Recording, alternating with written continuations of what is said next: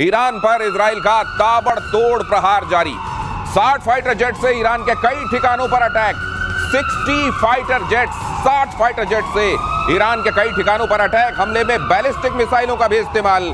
Israel के attack से Iran के कई शहर धुआं धुआं। इजराइल ने कहा था कि अगर आपकी मिसाइलें इजराइल में आती रहेंगी तो फिर देखिए हम क्या करते हैं, और ये दिखाई दे रहा है। इस समय जो ये तस्वीर आप देख रहे हैं, देखिए तेहरान से उठता हुआ धुआं, ये बता रहा है कि अलग अलग जगहों का, खास तौर से राजधानी तेहरान का क्या हाल किया गया है, इस्फहान का क्या हाल किया गया है, फोर्डो का क्या हाल किया गया है। और ये देखिए अगली खबर की तेहरान पर इजरायली वायुसेना की अब तक की सबसे बड़ी स्ट्राइक है। 60 फाइटर जेट्स। शहर के कई इलाकों में भीषण आग, लगातार धमाकों से दहशत। रिहायशी इलाकों के पास तक धमाकों की गूंज, लोग घर छोड़कर भागे। तेहरान में सेंट्रीफ्यूज प्रोडक्शन साइट पर भी हमला। साइट पर यूरेनियम को एनरिच करने, शुद्ध करने का काम होता था, यूरेनियम को प्रोसेस करने का काम होता था। तेहरान में भी ये काम चल रहा था। आप जानते हैं इस्फहान में, फोर्डो में ये काम चल रहा था, नातांज में ये काम चल रहा था, लेकिन तेहरान में भी ये काम किया जा रहा था और उन तमाम जगहों को निशाना बनाया जा रहा है। और अभी तक ये 60 फाइटर जेट्स के साथ, और जब ये कह रहा है अमेरिका और इजराइल ने ये बात पहले ही कही थी कि अब ईरान के आसमान पर हमारा नियंत्रण है, तो ये बात दिखाई भी दे रही है। 60 फाइटर जेट्स के साथ हमले किए गए। अलग अलग जगहों से आई ये तस्वीरें देखिए, आग बरस रही है ईरान के आसमान से।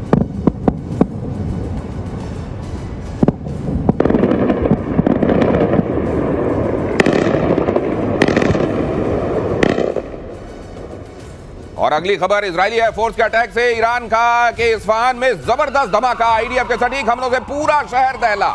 ईरान के काशान शहर पर भी इजरायली फोर्स का एयर स्ट्राइक। हमले में पुलिस हेडक्वार्टर ध्वस्त। तो ये देखिए आप वो तमाम जगहें जिन पर ईरान का असल में एस्टेब्लिशमेंट हुआ करता है, वो एक एक करके आपको खंडहर होती हुई दिखाई दे रही हैं। हालांकि ईरान का दावा तो ये भी है कि हमारे नागरिक ठिकानों को निशाना बनाया जा रहा है। इजराइल ये कह रहा है कि असल में काम तो आप ये कर रहे हैं और हमारे ऊपर तोहमत लगा रहे हैं। लेकिन यहाँ देखिए ईरान में कहीं आग दिखाई दे रही है, कहीं धुआं, कहीं खंडहर, स्मशान सा होता जा रहा है पूरा का पूरा ईरान। इन खबरों का मायना, इन खबरों के मतलब समझने हैं अगर आपको, तो आइए चलते हैं मेजर गौरव आर्य के पास। और एयर मार्शल पी के श्रीवास्तव हमारे साथ इस चर्चा में जुड़ रहे हैं। ये तो तबाही और ज्यादा तबाही यही चल रहा है ईरान में। बिल्कुल आप ठीक कह रहे हैं दिनेश। जिस लेवल पे अब इजराइल और ईरान की लड़ाई पहुंच गई, और जो बातें डोनाल्ड ट्रंप ने बोली हैं, डोनाल्ड ट्रंप ने यह बोला है कि अब डील नहीं होगी, डील का वक्त चला गया, now we want total surrender. एक जमाना था कि जब दुनिया कहती थी ईरान से कि साहब बातचीत कर लेते हैं, मोल भाव कर लेते हैं, आप थोड़ा सा पीछे हटो, हम थोड़ा सा पीछे हटते हैं, चलो बीच का पाथ निकालते हैं। ईरान ने मना कर दिया। आज की तारीख में नेतन्याहू ने मन बना दिया है कि इसको गाजा बना देगा तेहरान को, और वो कर भी रहा है। जो आप कह रहे हैं कि 60 हवाई जहाज किसी देश की राजधानी के ऊपर कैसे उड़ सकते हैं, हाउ इज इट पॉसिबल? इसका मतलब आपका एयर डिफेंस का सिस्टम उसने पूरा का पूरा ध्वस्त कर दिया है, ये चकनाचूर कर दिया है। अब इन लोगों के पास और कोई चारा नहीं है, ऊपर से मौत बरसेगी, ये बात तय है। और जो सर बता रहे थे ना, वो पेनिट्रेटर, वो जीबीयू सर जो आपने बताया था 57 जीबीयू 57 के बारे में सर ने बताया था, उसमें यह सलाहियत है कि 200 फुट नीचे जमीन पे जाके फटता है। पहले वो ड्रिलिंग मशीन की तरह ड्रिल करता है, फिर वो जाएगा, फिर नीचे चाहे न्यूक्लियर हो चाहे खमेनेई हो, दोनों को ढूंढता है वो। दिनेश, एक और बात है, अगर आपको याद रखना है, गजब बॉम्ब है, अंदर जाकर फटता है जीबीयू। और ये सत्ताधीशों को एक बात और है, ये कारनामा इजराइल पहली बार नहीं कर रहा है।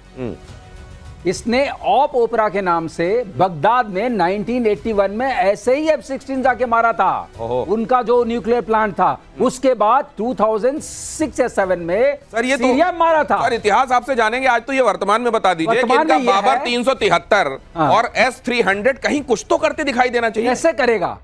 कैसे करेगा? उन्होंने तो सारे मार दिए। आप सुन नहीं रहे हैं, 100 से ज्यादा लॉन्चर्स मार दिए। ये कह रहे हैं कि अक्टूबर में ही पिछले साल निपटा दिया था 2024 में। ये बात सही है कि अभी अभी इनको ढेर किया है ये ड्रोन से? कुछ तब ढेर किए थे, कुछ नीचे तो सेना है। नीचे अच्छा, जो उनकी जो मोसाद की यूनिट्स भी चल रही है साथ साथ। तो मतलब इनके आसमान में अभी ये चाहें तो ये परिंदे को भी नहीं मार सकते। मैंने आपको बताया उसका वर्चस्व ये है कि आप रिफ्यूलिंग कर रहे हैं। ये तो मतलब ये तो कंपनी बाग में टहलने जैसा हो गया कि आराम से गए और टहलते हुए आप चाय पी रहे हैं। ये वो वाली बात है। अगर एयर टू एयर मतलब एयर में अगर रिफ्यूलिंग हो रही है तो आप ये समझ लीजिए कि कितने निश्चिंत हैं वो फाइटर जेट से ऊपर रिफ्यूल कर रहे हैं। ईरान के पश्चिमी बॉर्डर से फौज पीछे हटी। अगली खबर देखिए, इजराइल के लगातार हमलों से डरी ईरानी फौज पश्चिमी बॉर्डर छोड़कर मध्य ईरान की तरफ भागी फौज। लेकिन इस्फहान तक भी अगर हमले हो रहे हैं तो फिर ये कहां तक भागेंगे? मुझको लगता है अगर वहां तक इजराइल की पहुंच है तो वो इतना भाग के भी कहां जाओगे? देखिए, जहां भागने का उनका मन था, जिस देश ने इनको वादा करा था कि 80 भी मुसलमान थे तो सिर्फ मुसलमान, उसने अपना बॉर्डर बंद कर दिया भाई। हाँ, बॉर्डर बंद कर दिया उसने बॉर्डर बंद कर दिया। और वो कह रहा है कि जबानी तुम्हें कुछ भी चाहिए, अगर तुम्हें ट्विटर पे, इंस्टाग्राम पे, फेसबुक पे कोई भी मदद चाहिए तो तुम बताओ। इंस्टाग्राम पे जो मदद चाहिए हम तुम्हारे साथ हैं, लेकिन जमीनी मदद हम तुम्हारी नहीं कर पाएंगे। इन लोगों ने अपना बॉर्डर कर दिया है बंद, सील पैक हो गया है ईरान और पाकिस्तान का बॉर्डर। अब बेचारे भाग के जाएंगे, कहां जाएंगे? ये मिडिल ईस्ट का नक्शा थोड़ा समझने की कोशिश करते हैं, खासतौर से ईरान। अब ये ईरान यहां दिखाई दे रहा है, ये इराक यहां दिखाई दे रहा है, और यहां पर ये इजराइल दिखाई दे रहा है, ये सीरिया के बाद। बिल्कुल, ये ऊपर टर्की है इस तरफ, ये ईरान में यहां पे जो हमले हो रहे हैं, मतलब ये क्या अब इस तरफ भाग रहे हैं और यहां पाकिस्तान से ये तवक्को है कि गेट खोल दो। ये देखिए, ये जो इलाका है, इस इलाके को कहते हैं सिस्तान बलोचिस्तान। अच्छा, ये सिस्तान बलोचिस्तान है, ये पाकिस्तान वाला बलोचिस्तान है, ठीक है, तो पाकिस्तान में है, और इधर भी अफगानिस्तान में। ये पूरा यहां पे जहां पे ये है पूरा, ये पूरा इलाका भाइयों ने ब्लॉक कर दिया कि तुम इधर मत आना, तुम इधर आना मत, इधर कोई जाएगा नहीं क्योंकि अफगानिस्तान है। ठीक है, यहां पे सुन्नी मेजोरिटी है, शियाओं के साथ क्या करेंगे आप भली भांति परिचित हैं। यहां पे इराक है, इराक का वैसी बेड़ा गर्क हो रखा है, राइट, बहुत मुश्किल है। एक उनको उम्मीद थी पाकिस्तान से, पाकिस्तान ने इन्होंने पीठ पे खंजर उतारा। लेकिन वो पाकिस्तान वाले कह रहे हैं कि भाई साहब अगर यहां हमने कर दिया, हमको अपना पूरा फौज का ज्यादातर हिस्सा यहां डिप्लॉय करना पड़ेगा। इधर वाले में क्या होगा फिर? तहरीक तालिबान पाकिस्तान, उसके लिए फ्री फॉर ऑल हो जाएगा। और वहां मोदी जी कह रहे हैं कि ऑपरेशन सिंदूर खत्म नहीं हुआ। हाँ, ये भी सैंडविच कहते हैं। और दूसरी बात, और बेंजामिन नेतन्याहू ने कई साल पहले कहा था कि ईरान के पास और पाकिस्तान के पास न्यूक्लियर नहीं होना चाहिए। तो अब इस बात से पाकिस्तान में हड़बड़ी मची हुई है कि ईरान का तो जो हो रहा है वो हो रहा है, हमारा अगला नंबर है क्या? अब ये देखिए, जज्बे वाली कौम है। मैं इनके टेलीविजन प्रोग्राम देख रहा हूं पिछले 4-5 दिन से, और पाकिस्तान में इतना खौफ है, इतना खौफ है। कहता है एक बात करता है अखंड भारत की, एक बात करता है ग्रेटर इजराइल की। तो कहता फिर खान साहब आप बताइए क्या चल रहा है? कह रहा अरे भाई बीच में हमें ना निपटा दें ये दोनों मिलके, क्योंकि इनके बॉर्डर मिल जाएंगे। फिर ये बातें चल रही हैं। मारा जा रहा है ईरान को, और थप्पड़ जो है ना वो उधर जाकर पाकिस्तान तक को लग रहा है। अब ये देखिए क्यों होता है। आपको मालूम है, अगर एक कमरे में परीक्षार्थी बैठे हुए हैं और अचानक फ्लाइंग स्क्वाड आ जाए और नकल चेक करने लगे कौन कौन लेकर आए, वो जो कोने में बैठा होता है ना अंदर लेकर, वो भी खर्रा लेकर फड़फड़ा रहा होता है कि न जाने यहां ना आ जाए। यही हो रहा है पाकिस्तान के साथ। ईरान में बड़े पैमाने पर internet blackout, social media platform इस्तेमाल करने पर पाबंदी। ईरानी सरकार ने अपने नागरिकों को चेताया, व्हाट्सएप टेलीग्राम का इस्तेमाल न करें, किसी भी लोकेशन बेस्ड ऐप का इस्तेमाल ना करें। इजरायली टारगेट किलिंग के बाद अलर्ट जारी, इजरायली ऐप्स के जरिए ट्रैक कर रहा है ईरान, कह रहा है। अब ये इनको हर जगह भूत नजर आ रहा है, यहां भी भूत वहां भी भूत। अगर ये कर भी रहे हो तो इतने सारे कमांडर मारे जाने के बाद खामेनेई कह रहे हैं कि वो हो सकता है मॉस्को रवाना हो गए हो, कहीं किनारे से निकल लिए हैं। इस तरह की स्थिति में आपको व्हाट्सएप से डर लग रहा है? दिनेश, आप ये कह रहे थे ना ट्विटर पे सपोर्ट करेंगे, व्हाट्सएप पे सपोर्ट करेंगे, वो भी बंद हो गया। सपोर्ट कैसे रिसीव करेंगे? पाकिस्तानी व्हाट्सएप भी नहीं भेज पाएंगे कि हम आपके साथ खड़े हैं, आप चिंता मत करिए, आप बिल्कुल फिक्र ना करें, पाकिस्तान एटमी मुल्क पाकिस्तान आपके साथ कह रहा व्हाट्सएप। बेसिकली क्या है, मैं आपको बता दूं कि इन लोगों ने 2-3 गलतियां करी। सबसे पहले सीनियर कमांडर्स को एक लोकेशन छोड़िए, इनको एक गाड़ी में भी ट्रेवल नहीं करना चाहिए। ये भाई 5-5, 6-6 बिल्कुल जैसे अंगूर का गुच्छा होता है, अंगूर के गुच्छे की तरह ये लोग लटक रहे थे कमरे में।